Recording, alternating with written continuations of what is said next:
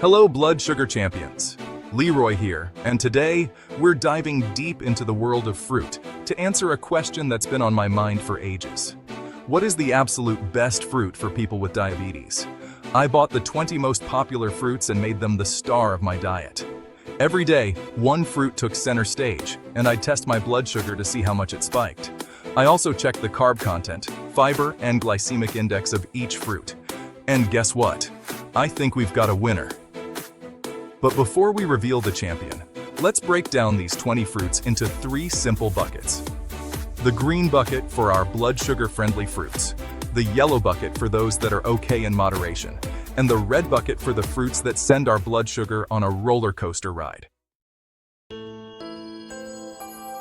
Let's kick things off with a crowd favorite, the banana. Packed with potassium and vitamin B6, bananas seem like the perfect snack. But how do they fare against our blood sugar? A medium-sized banana packs about 23 grams of carbs. With a GI of 51, it's not terrible, but combined with high carbs, expect a blood sugar spike. So, with a heavy heart, bananas land in our red bucket. Next up, we have the all-American favorite, the apple. Compared to bananas, apples are lower in carbs, around 14 grams per 100 grams. After deducting fiber, we're left with 12 net carbs. Better, but still not ideal. Apples have a GI of around 39. So, enjoy apples in moderation, my friends. Let's talk grapes. Those little bursts of sweetness that are bursting with antioxidants. They're delicious and refreshing. But how do they fare in our blood sugar test?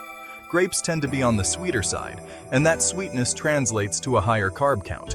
We're talking about 18 grams of carbs per 100 grams. Their GI hovers around 59, which is high. After enjoying grapes, I saw a sharp spike within an hour, so grapes join our bananas in the red bucket. Oranges. They're like little balls of sunshine bursting with vitamin C and flavor. A medium-sized orange contains about 15 grams of carbohydrates. After subtracting the fiber, we're left with approximately 12 net carbs. Oranges have a GI that typically falls between 40 and 45. Moderation is key, my friends. Oranges land in our yellow bucket. Strawberries, those juicy red gems of summer, are next on our list. They're packed with antioxidants and vitamin C, but how do they affect our blood sugar? Strawberries are surprisingly low in carbs, with only about 8 grams per 100 grams. After subtracting the fiber, we're left with a mere 6 net carbs. Strawberries, you have earned your place in our green bucket. Blueberries, those tiny antioxidant powerhouses, are next up on our fruit adventure. Blueberries contain about 14 grams of carbohydrates per 100 grams. After accounting for fiber, we're left with approximately 12 net carbs. They have a low GI of around 53, which means they won't send your blood sugar soaring. Blueberries, welcome to the green bucket. Pears, those sweet, juicy fruits, are often overlooked, but they deserve a spot on our list. A medium-sized pear contains about 15 grams of carbohydrates. After subtracting the fiber, we're left with approximately 12 net carbs. Pears have a low GI of around 38, which means they break down slowly and won't cause a rapid spike in blood sugar. Pears, you've earned your spot in the green bucket. Kiwi, that tangy green fruit with a fuzzy exterior, is next on our list. A medium-sized kiwi contains about 15 grams of carbohydrates. After subtracting the fiber, we're left with approximately 12 net carbs. Kiwi fruit also has a relatively low glycemic index, hovering around 52. Kiwi, welcome to the green bucket. Pineapple, that tropical delight, is next on our fruit expedition. A 1-cup serving of pineapple chunks contains about 16 grams of carbohydrates. Pineapple has a moderate glycemic index, typically between 59 and 66. So, while pineapple is delicious, it's best enjoyed in moderation. Pineapple, you're joining the yellow bucket. Mango, often hailed as the king of fruits, is next on our list. A 1-cup serving of mango contains about 28 grams of carbohydrates. After subtracting the fiber, we're left with approximately 25 net carbs. Mango falls into the moderate range, with a GI of around 51. When I tested my blood sugar after enjoying this tropical treat, I saw a significant spike. Mango, you're joining the yellow bucket. Watermelon, a quintessential summer treat, is next on our list. A 1-cup serving of diced watermelon contains about 11 grams of carbohydrates. Watermelon has a high GI of around 76. While refreshing and hydrating, it's best enjoyed in moderation. Watermelon, you're joining the yellow bucket.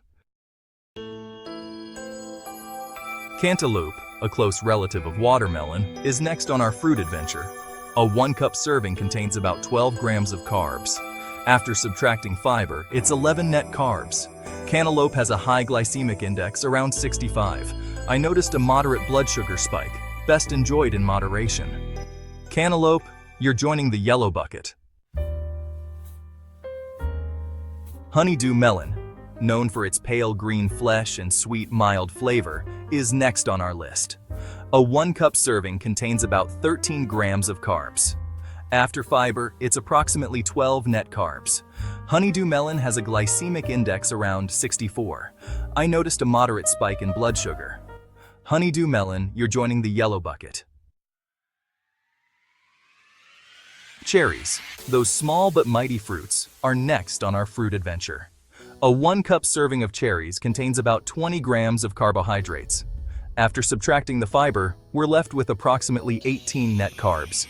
Cherries have a relatively low glycemic index, hovering around 22. While I did notice a slight increase in my blood sugar after eating a serving of cherries, it was very manageable. Cherries, welcome to the green bucket. Peaches, those fuzzy, juicy fruits, are next on our list. A medium-sized peach contains about 14 grams of carbohydrates. After subtracting the fiber, we're left with approximately 12 net carbs. Peaches also have a low glycemic index, hovering around 28. When I tested my blood sugar after enjoying a delicious peach, I noticed only a very gradual and small increase. Peaches, you've earned your spot in the green bucket. Plums, those sweet and tart fruits, are next on our fruit adventure. A medium-sized plum contains about 10 grams of carbohydrates. After subtracting the fiber, we're left with approximately 8 net carbs. Plums also have a low glycemic index, hovering around 40. Plums, you've earned your spot in the green bucket. Apricots, those small orange fruits, are next on our list. A 1-cup serving of apricot halves contains about 17 grams of carbohydrates. After accounting for fiber, we're left with approximately 14 net carbs. Apricots have a low glycemic index, hovering around 32. While I did notice a slight increase in my blood sugar after eating a serving of apricots, it was very manageable. Apricots, welcome to the green bucket. Nectarines, those smooth-skinned relatives of peaches, are next on our fruit expedition. A medium-sized nectarine contains about 15 grams of carbohydrates. After subtracting the fiber, we're left with approximately 13 net carbs. Nectarines also have a low glycemic index, hovering around 40. When I tested my blood sugar after enjoying a delicious nectarine, I noticed only a very gradual and small increase. Nectarines, you've earned your spot in the green bucket. Clementines, those tiny, easy-to-peel citrus fruits, are next on our list. A medium-sized clementine contains about 9 grams of carbohydrates. After subtracting the fiber, we're left with approximately 7 net carbs. Clementines also have a low glycemic index, hovering around 47. Clementines, you've earned your spot in the green bucket. Grapefruit, that tangy and tart citrus fruit, is our final contender in this fruit-tastic journey. Half of a grapefruit contains about 13 grams of carbohydrates. After subtracting the fiber, we're left with 11 net carbs. Grapefruit has a low glycemic index, around 25. Testing my blood sugar after half a grapefruit showed a gradual, small increase. Grapefruit, you've earned your spot in the green bucket. So there you have it, Blood sugar champions. After 20 days of putting these fruits to the test, we've got our winners, our proceed with caution picks, and our enjoy sparingly contenders.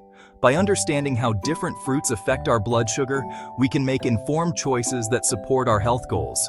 Moderation and mindful eating are key.